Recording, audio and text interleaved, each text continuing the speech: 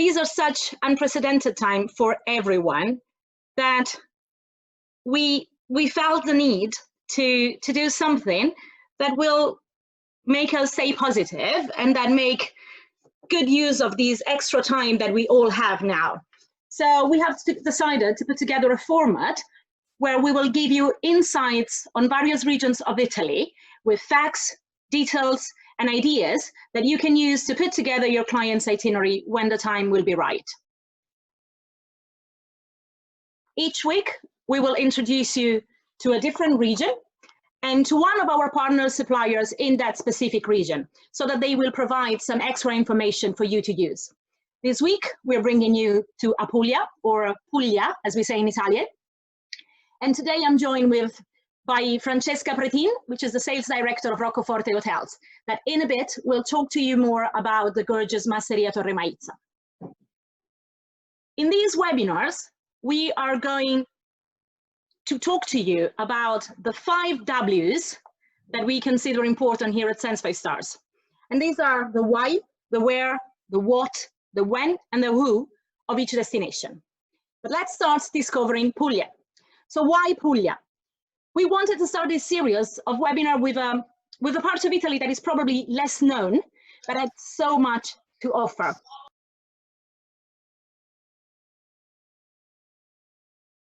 And in fact, there are so many good reasons why in the past couple of years, Puglia has been on everyone's radar.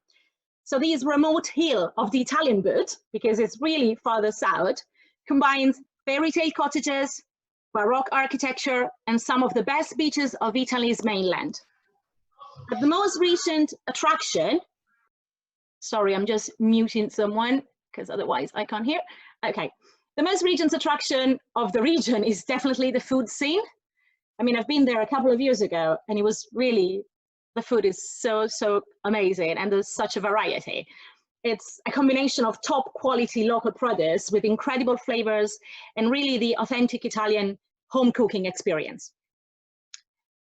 But let's start by looking at where Puglia is located and how to get there. So Puglia is divided into 6 provinces and has 2 airports, Bari and Brindisi.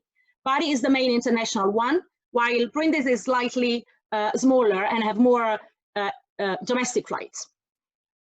And is located on the doorstep of the Salento region, which is the southern part of Puglia. Both airports have been renovated just a few years ago, thanks to the funding from the European Union. And so although small, they offer a very nice, a very pleasant experience to the tourists. You know, they're not those old, creepy airport, but they're quite functional. Getting around Puglia is very easy and is easily done by car. So if your clients don't mind driving, that's probably the best option. Not because there are no public transport, but public transport are not, let's say you don't have so many rides a day as you would have in other regions of Italy. But obviously, if your clients prefer not to drive and they want any private transfers, then these can be easily organized, whether it is for just a half-day tour, or for, you know, having someone around for multiple days. The geography of Puglia is fairly simple. So up north, we start with the uplands of the Gargano promontory in the northeast, where the beautiful Vieste, which is this city here, is located. And from Vieste, just off the coast of Vieste up north, are the Tremiti Island, which is a tiny archipelago that was once a penal colony. But today, the blue waters, the lovely little coves are perfect if you want to organize a day trip on a boat. So it's very nice. It's a very nice half-day or full-day excursion. Still upland, but moving towards the northwest, is the Alta Murgia National Park with the spectacular Castel del Monte, which is this one, which was once the lodge, the hunting lodge of King Federico II di Svezia, so Sweden. And it's a funny octagonal shaped castle. And the funny thing is that there are no bedrooms, no living rooms inside, although it's quite a huge building, because the king was used to sleep in tent in the courtyard that is in the middle. So, you know, you won't find those sumptuous bedrooms typical of a king residence.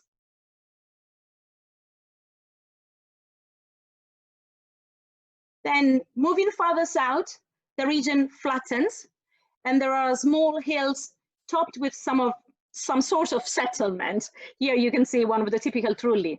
In fact, all around the region are plenty of medieval hilltop towns, olive groves, stunning coastlines, vineyards, and enough cathedrals and palaces that even, you know, the most history enthusiasts will be kept entertained. But let's see now what are Apulia's must-sees and do. So all those activities that we usually recommend you to include in an itinerary, whether your clients are coming to Apulia for the first time or if they have been there already, but they have not experienced everything yet. As I said, this Italian region is famous for its historic cities, quaint fishing villages, and of course, the exquisite food scene. So usually the best itineraries delve into the area's many splendor, touring some of its historic towns, discovering local tradition, and indulging in exquisite tasting along the way. There are so many of these little spots where you can taste an amazing coffee or an ice cream or some cured meats, cheeses, obviously, and olive oil. Puglia, in fact, offers the perfect Mediterranean diet. And it's definitely a foodie heaven, thanks to the quality of its fresh product that goes from tasty vegetables to an incredible amount of different types of cheeses, extra virgin olive oil, and scented wines. If we start looking at the cities, Bari and Brindisi are the two largest cities, together with Foggia, which is up north.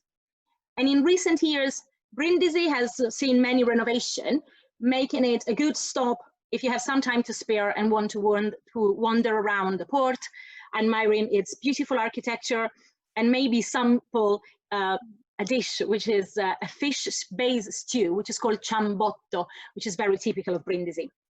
While if you move to Bari, here you have two different faces of the city.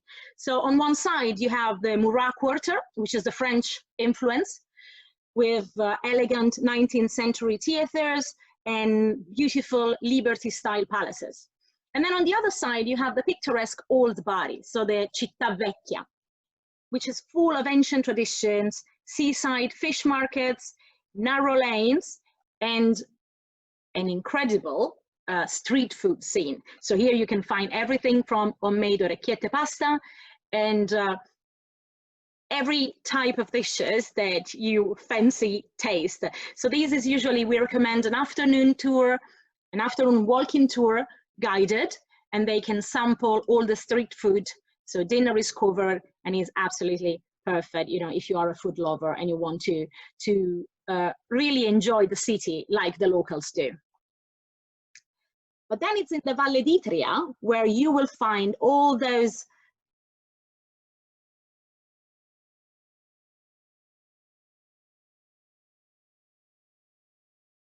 Can you hear me? Yeah. So you find all those little towns that are typical of every postcard that you will see of Puglia. And these are the città bianche, which literally translate to white towns, each with its own little hilltop rising up from the plain. These are the historic quarter of Cisternino and Martina Franca, for example, which are great location to taste some cured meats like the capocollo, which is a typical salami, very, very strong in flavor. But also the tiny Loco Rotondo, so, oh, here it is, which is, again, one other of these hilltop white towns. They are all worth a visit, and they are all within a very short distance, one from the other. So usually you could do like a one day where you dedicated only to visit all these little towns, and you can have lunch in one of the many cafes. It's very a beautiful experience. And then obviously you have Ostuni, the gleaming town of Ostuni, that you can enjoy with a walking tour through its narrow street, ending at the town's Gothic cathedral. From here, what we usually do is that we organize a visit to a local masseria to admire a traditional olive oil mill and learn all about the tradition the traditional method of olive oil pressing compared to the modern processing. So obviously then you will end with an olive oil tasting, and we'll try the different varieties that are produced in Puglia, which are quite different from those that, for example, you can find in Tuscany. So if you've done an olive oil tasting in Tuscany, the flavors of the Puglia olive oil are completely different. Not far away from here, there's another biological farm that we usually bring clients to, which devotes its production to not only the extra virgin olive oil, but also liqueurs and amazing jams. And here you can have a fantastic traditional lunch within the olive groves. So the setup of the tables are within the olive groves, and most of the meal will be cooked with homegrown organic ingredients. So you can really taste these incredible flavors, you know. And doing the meal within the olive grove, if you're doing at dinner, for example, you know, you have the sunset, is an amazing atmosphere. Another must-see is the delightful Polignano a Mare, which is perched on a cliff that reaches down into the Adriatic Sea. So the best way to experience its atmosphere is by taking a walking tour on its terraces, which overlook the sea. So you can walk all around. The town was an ancient landing spot for merchant and fishermen, but today is rich of artisan shops and stylish bars, which are busy all year round. And here you can find two amazing specialties that we usually include in our tours with the client, which is an ice cream, which is to die for. I don't know what ingredient they put in this ice cream, but it's absolutely amazing. And a very particular type of coffee that you can only find in Polignano. So these are two of the little gems that we usually include in our itineraries with the clients. And then nearby is also the town of Savelletri, which is another of these seaside town, where we usually do a visit of a local cheese factory. So you can do a cheese tasting and taste all the amazing different type of cheeses that you can find in Puglia, which these are just a few examples. This is probably one of my favorite tours. But then what's abundant in Puglia, in addition to the olive groves that you can find almost everywhere, are obviously the trulli. So the trulli is this typical construction. They look like little beehives that make the landscape look like there's full of upturned ice cream cones. And just the town of Alberobello has approximately 1,400 trulli in a maze of narrow streets, which are all so well preserved that they have been included in the UNESCO World Heritage Site. Usually, what we do after a visit of the trulli is we step outside. Oh, sorry. One thing that we usually include in our tour of Alberobello is a special tasting of this coffee with chili pepper, so caffè al peperoncino, which is very, very special. And then we move outside of Alberobello to a nearby masseria, where we organize hands-on cooking classes for guests. And there they will learn the secrets to prepare all the famous local dishes, from the focaccia barese, the fresh orecchiette pasta, and the very typical bread and eggs meatballs. And then dinner is served among the vineyards. So again, we can do the dinner within the olive groves, or we can do dinner within the vineyards, which is an amazing experience for guests. Very, very magical.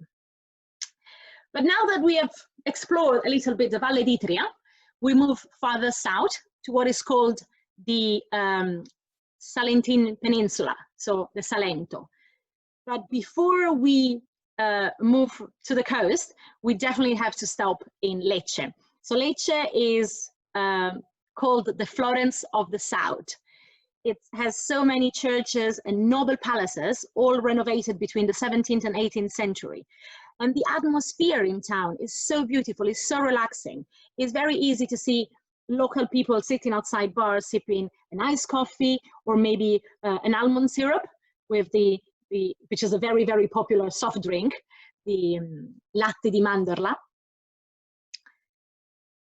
And maybe they are also sampling pasticciotto, which is another local specialty. The pasticciotto is a sweet tart filled with custard. They are quite big inside, and I remember last time I was there, they served me 2 of them for lunch, and I was basically over until dinner because they're so filling up, but they're so, so delicious. So a great activity that we usually do in Lecce is to go and visit one of the local castle for a journey through the winemaking of the Salento. So usually here you will have an experienced sommelier that will take you through the vineyard's secrets, the wine cellars, explaining all about the tools that are used and the tools that are displayed in the wine museums. And then you will end with a delightful meal and a wine tasting, obviously. South of Lecce, again, the landscape flatten out and we reach the coast, we reach the Salentine Peninsula.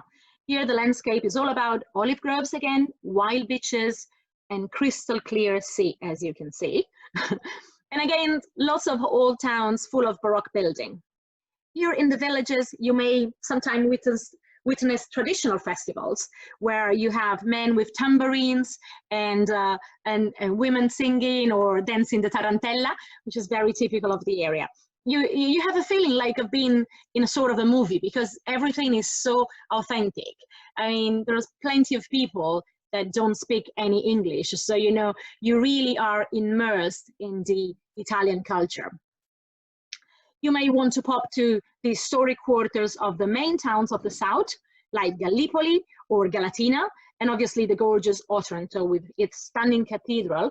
The Cathedral of Otranto as a mosaic pavement that represents the tree of life. And also not to forget is Taranto, which is not in the Salentine Peninsula, but is on the northwest coast, facing the Basilicata, in the area which is called Manduria. And this region is famous for its wines, mainly the Primitivo wine, which is a red wine with a very strong and powerful flavor. Here, wine lovers can visit the wine museum, but also enjoy some typical farmer meals based on the fruits of the land, and obviously entertained by the local dance, which is La Pizzica, which is this one that you see in the images. But obviously, I mean, what's not missing in Puglia are the beaches. And there are some stunning beaches with what we call lidi. So the lido is basically is a furnished beach with sun loungers, umbrellas, and usually a bar or a restaurant. It's a bit like a beach club. Think about a sea which looks like the Caribbean, because it does.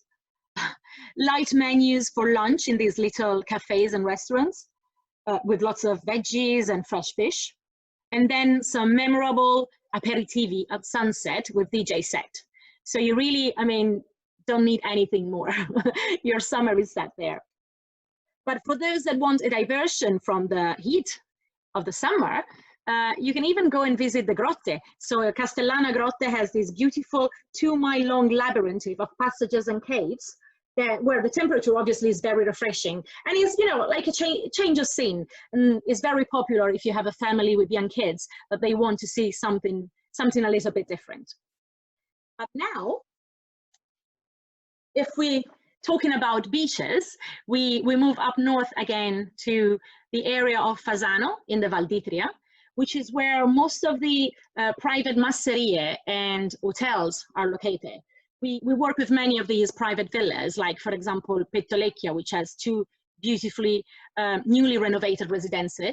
But we also work with all of the main hotels. And today, as I said, I'm joined by Francesca Pretin, which will introduce you to Masseria Torre Maizza. So Francesca, if you want to unmute you, I'll just play the video now. Perfect.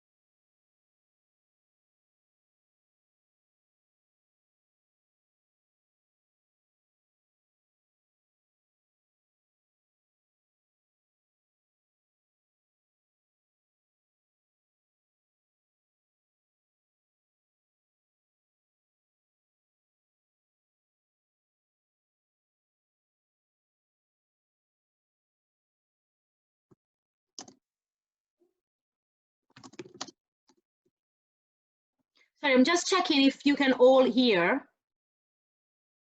There's no sound. Okay. Let me Yeah, just... exactly. I didn't hear anything either, so I don't know. Okay, let me see. Can you hear me now? I can. Okay. Shall I start the video again and see if it come back? It works. Okay, let's try. Let's see again. Let's try again with the video, and you can tell me if you can see, if you can hear it, because I don't know what happened. Okay, can you hear it? No. No. Oh, that's very weird. Okay, let's do one thing then. Let me play the video. Maybe we can go into the hotel and we try the video at the end, if you prefer. Yes. Yes, let's do that. Okay, so meanwhile, welcome everyone, and thank you very much, Chiara, for the opportunity. It's definitely a pleasure to be here with you and to see some of your names on this screen. I'm very happy that you joined.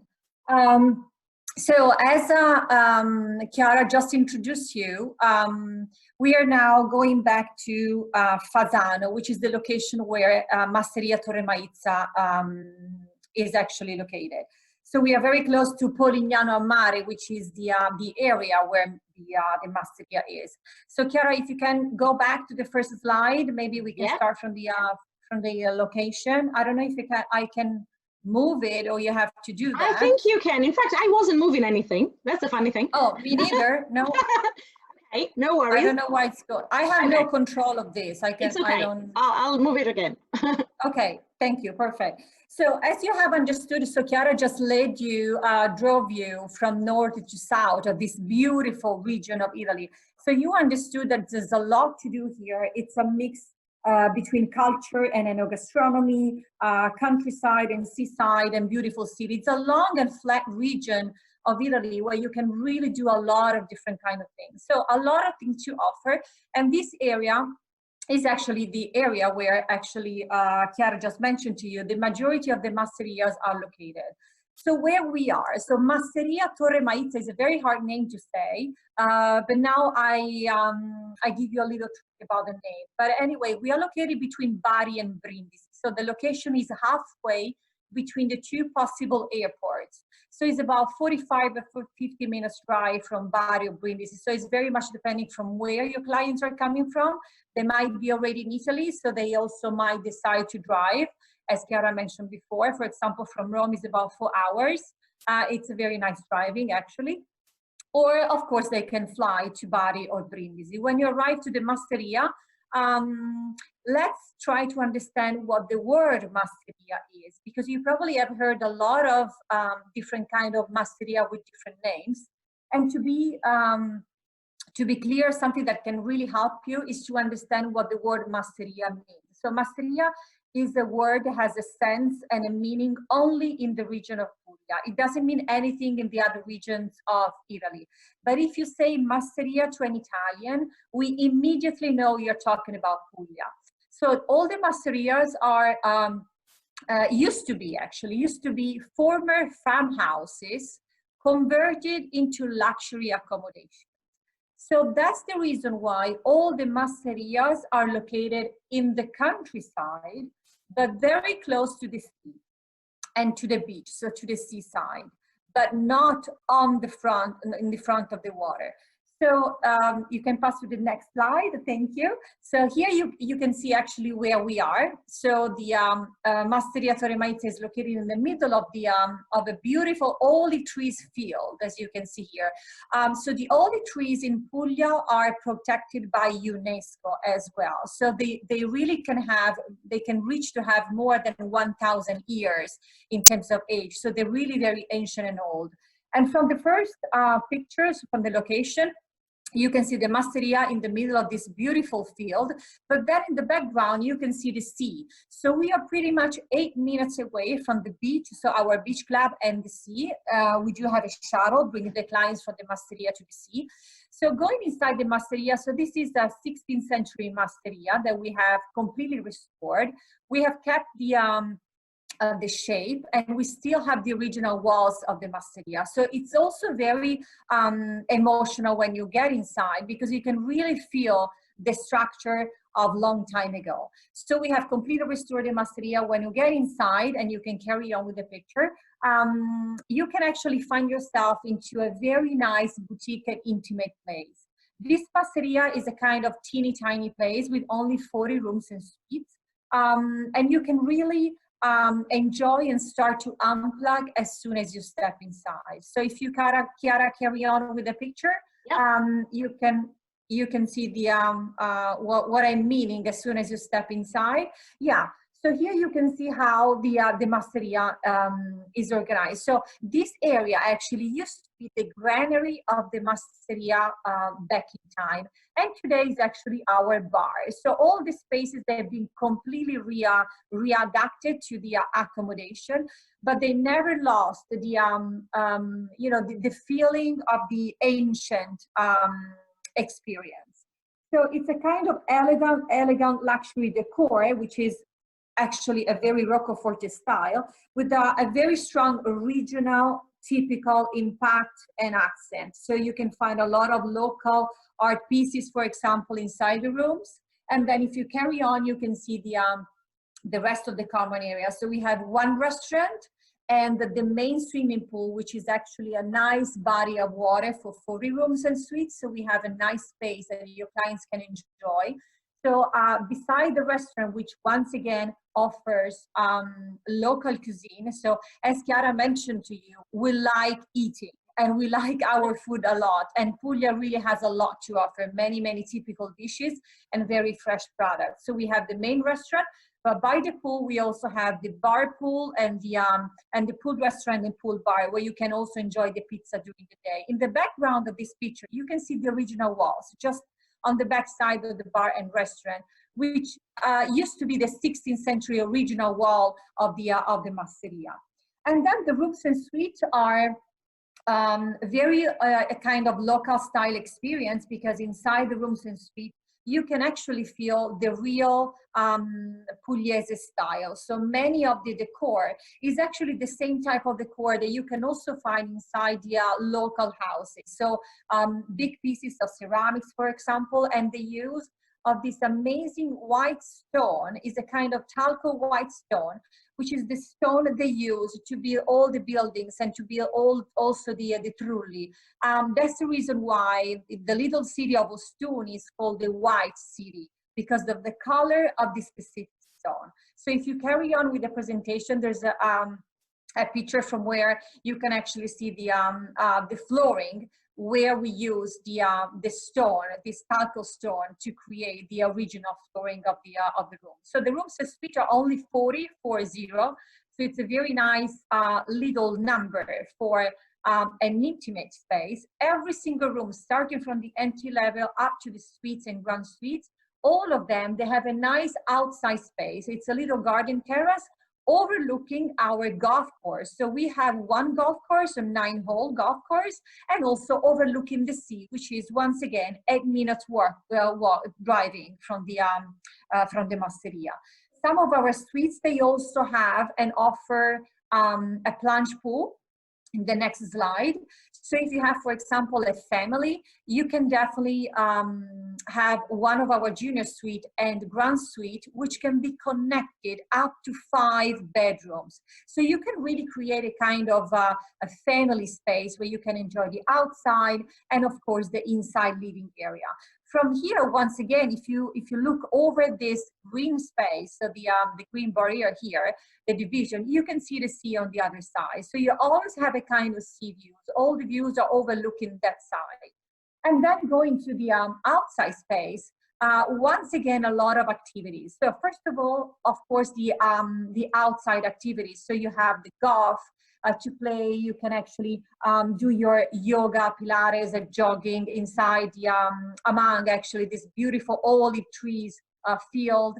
But then you can also spend a day on the beach. So our masseria enjoy a private club, which is actually not usual to find for every single masseria. So we have our private club. We have a shuttle bringing the clients to the beach, or the clients, they can also ride a bike. So we have some bikes available. So the clients, they can actually take the bike, and in about 15 minutes, they can reach the beach. On the beach, every single room has an umbrella and 2 chairs available. But if they want to go, you know, a little farther and have like a little bit more comfortable space, they can also have for one day a cabana with a little extra charge. As you can see from the beach picture, the beach is very large, long, and very safe. So the water on the Adriatic Sea, I don't know if you know that, but it's very safe because when you step into the water, before the water comes high, you really have to walk a long time into the water. So that's the reason why it's also very popular for families traveling with kids, because you can really leave the kids going to the water with no needs to be worried about, because the water doesn't go high so fast, but you really have to walk along. We do have a little spa as well, which you cabins for treatments, and an outside gym, which is organized in the middle of our orange and tangerine garden. So it's a nice way to, you know, go every day to do your training and to get fit, but being at the outside area, outside space. So it's definitely a unique sense of place that this masseria offers to everyone, and is surrounded by these beautiful ancient olive groves. So you can combine, of course, the stay at the masseria with a lot of activities that Chiara just mentioned to you. And we usually suggest a lento stay of 3-4 nights, really not less, because you really don't have the time to enjoy the beauty of this region, because one day you want to go around and enjoy the cultural area of Puglia, so visiting all the beautiful cities and villages around. Another day you want to enjoy maybe the masseria and stay inside and use the spa, and then maybe another way you want to go and stay on the beach. So you really need like 3 or 4 days to really enjoy and have this sense of this region and this place.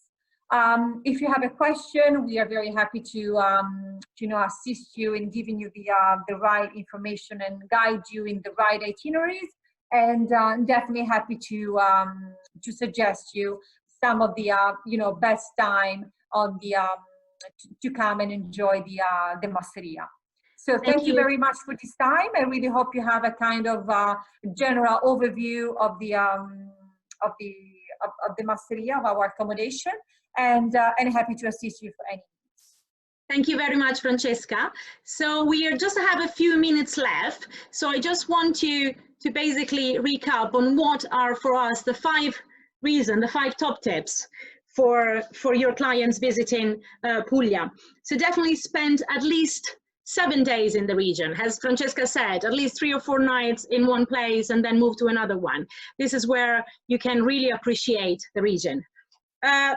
Rent a car. So if they don't mind driving, let them rent a car so that they can travel at their own pace.